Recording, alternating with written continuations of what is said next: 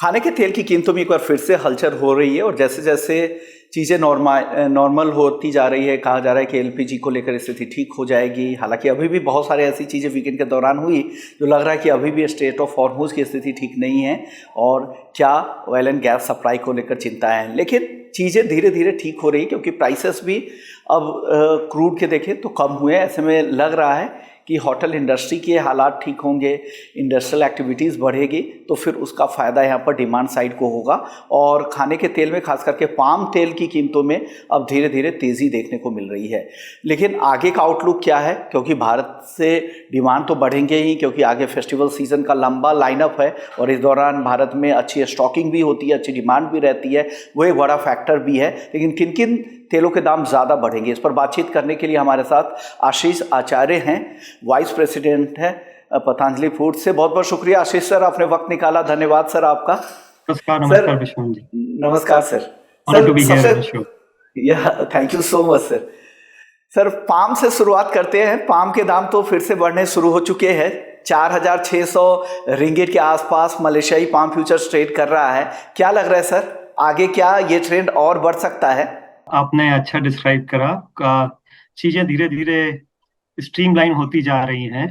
Palm का एक market BMD जो एक मलेशियन रिंगिट से करेंसी से लिंक है, वो भी हमको वॉच करना पड़ेगा, जो 3.89 से जाके 4.15 आ गई और उससे भी एक लिंक रहता है मार्केट के बीएमडी को लेकर।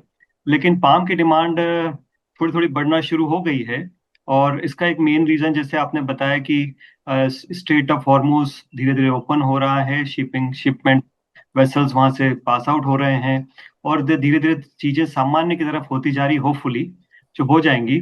इससे पाम की डिमांड जो काफी दिनों से वहां पे एक चोको ब्लॉक क्रिएट हो चुका था, वो धीरे धीरे ओपन होना शुरू हो जाएगा। बात करें हम इंडिया की तो कमर्शियल एलपीजी से जो अभी लास्ट वीक में गवर्नमेंट ने रिस्ट्रिक्शन जो ईज करना शुरू करे हैं, उससे ऐसा लग रहा है कि अब कमर्शियल एलपीजी के अवेलेबिलिटी बढ़ जाएगी धीरे धीरे, हमको ग्रेजुअली फेज मैनर में। अगर आप देखें तो इंडिया तकरीबन 8 million metric tonne of palm लेता है, जिसका 40% से 45% कमर्शियल यूज में जाता है। ये एक बहुत ही सिचुएशन ऐसी क्रिएट हो गई थी जिसके कारण कमर्शियल एलपीजी स्पेशली जो बड़ी त्योहार और बड़े फंक्शंस में, मैरिज में, किसी बड़े फंक्शंस में, या फिर बोले कि होरेका सेक्टर में ऑल ओवर होरेका सेक्टर में, उससे काफी ये एक चीजें कर्टेल होना शुरू हो गई थी। ये कमर्शियल एलपीजी के खुलने से, रिस्ट्रिक्शन को रिड्यूस होने से मुझको लगता है कि पाम की डिमांड को धीरे धीरे बढ़ना पड़ेगा, जो 2 से 3 लाख मीट्रिक डिमांड कम हो गई थी। ओके आपको ओके तो सर तो प्राइसेस में यहाँ से और रूम है, आपको लग रहा है कितनी तेजी आने वाले समय में आ सकती है, अगर थोड़ा सा 1-2 महीने का नजरिया, 3 महीने का नजरिया रखें तो? अगले 4 महीने, 3 से 4 महीने इंडिया टोटली डिपेंड रहेगा इंपोर्टेड ऑयल पे। अभी कोई भी लोकल अवेलेबिलिटी नहीं है। कोई थोड़ा सा आपको मस्टर्ड है, मस्टर्ड करीब अभी 20 रुपए किलो ऊपर चल रहा है दूसरे तेलों से। रही बात करें तो अभी सबसे जो इम्पोर्टेंट फैक्टर डेवलपमेंट हो रहा है, जो 3 फैक्टर्स हैं। एक है कि इंडोनेशिया ने 1 जुलाई से B50 का अनाउंसमेंट कर दिया है, उन्होंने लोकेशन चालू कर दिया है। और एक B50 अभी B40 की बात करें तो करीब 13.5 मिलियन मेट्रिक टन का पाम का कंजम्पशन B40 में जा रहा है।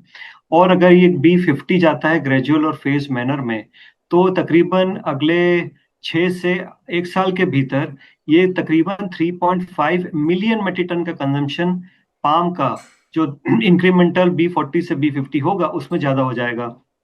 ये बहुत ही सिग्निफिकेंट डेवलपमेंट है, क्योंकि अभी इंडोनेशिया आप रुपया देखें तो 18,000 रुपए के आसपास है। गवर्नमेंट का करीब $20 बिलियन का उनका एनर्जी का इंपोर्ट बिल है, वो गवर्नमेंट रिड्यूस करना चाहती है और उनको B40 का हमने सक्सेसफुल देखा।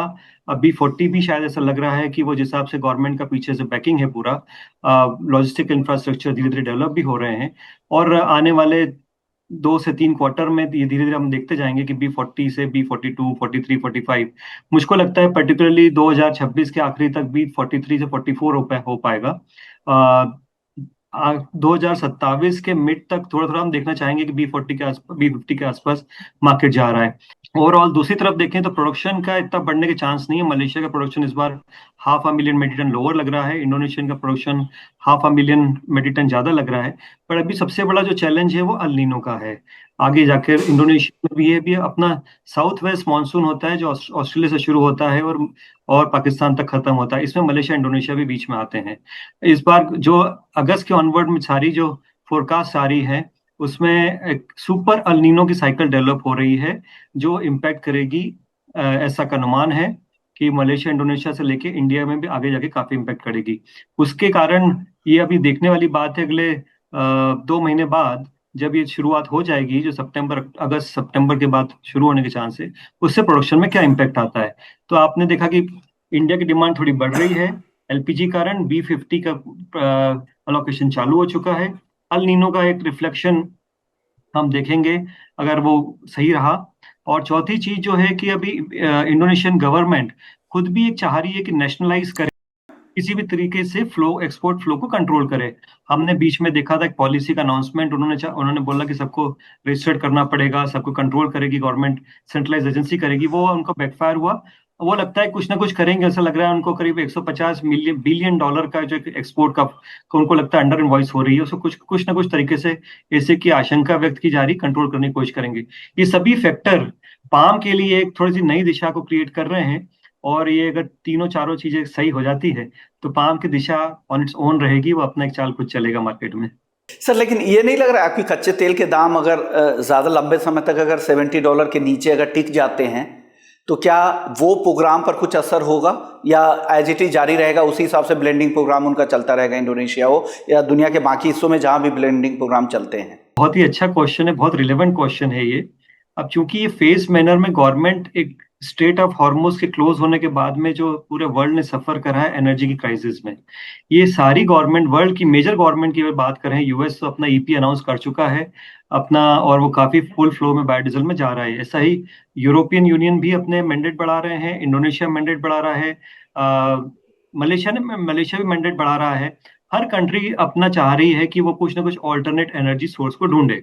उसमें अभी जो गिवन सोर्स है, जो एक पॉपुलर सोर्स है, वो है आपका एडिबल ऑयल को यूज करें फीड स्टॉक को लेके। ये जब पॉलिसीज बनती हैं, जब ये policies mid to long term में होता है, इसमें इन्वेस्टमेंट कॉल किया जाता है, इंफ्रास्ट्रक्चर ऑपरेशंस को क्रिएट किया जाता है। ये ओवरऑल अभी इंडोनेशिया में वो उनका 50% सब्सिडी है, 50% नॉन सब्सिडी है।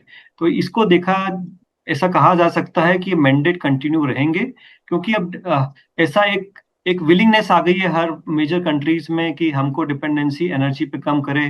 क्योंकि कल से कुछ हो जाए वापस स्टेट ऑफ हॉर्मुज में वापस से ब्लॉक हो जाए तो फिर क्या होगा।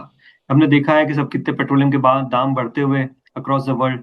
अब ये ऑल्टरनेट सोर्स पे एक सारे लग गए हैं, मैंडेट को इंक्रीज होना शुरू हो गया है वर्ल्ड वाइड, और मुझे लगता है कंटिन्यू रहेगा ये। बिल्कुल सही बात। और जिस तरह से इलेक्ट्रिक गाड़ियों पर भी फोकस है लगातार, उसके प्रोडक्शन और सेल्स के नंबर भी आ रहे हैं, वो भी लग रहा है कि लोगों की तैयारी है कि एक ऑल्टरनेटिव पैरेलली एक तरह का पूरा मार्केट भी उस तरह का डेवलप किया जाए। Sir El Nino, super El Nino की आप बात कर रहे हैं, और तो उसको लेकर तो सोयाबीन को लेकर भी काफ़ी ज़्यादा चिंताएं हैं। घरेलू बाजार में भी हम देख भी रहे हैं कि रिकॉर्ड इंपोर्ट भी के नंबर भी देखने को मिल रहे। हो सकता है कि नंबर आगे और भी बढ़ते हुए दिखे। नए सीजन को लेकर तो और ज़्यादा चिंता है। क्या लग रहा है सर, सोयाबीन के दाम भी आगे बढ़ सकते हैं क्या? सोयाबीन अगर तकरीबन क्लोज टू 7,000 के आसपास आ गया, जो 7,500 के थोड़ा सा नीचे आया है, इसमें कुछ फैक्टर्स डिमांड का भी था और एक एल नीनो कारण भी था। क्रॉप ओवरऑल थोड़ी कम थी इस बार। और अब ये देखना बात है कि अभी मानसून 100% पूरा डेवलप नहीं हुआ है, फैला नहीं है हिंदुस्तान में। ये अभी अगला, अगर आप सोइंग की बात करें तो अब 10 से 15 जुलाई एक पूरी काइंड ऑफ बोल सकते हैं टाइमलाइन है, डेडलाइन है सोयाबीन फार्मर्स के लिए, उनको सोइंग के लिए। कुछ कुछ एमपी में अभी सोइंग चालू हो गई, महाराष्ट्र में उतनी अभी नहीं हुई है।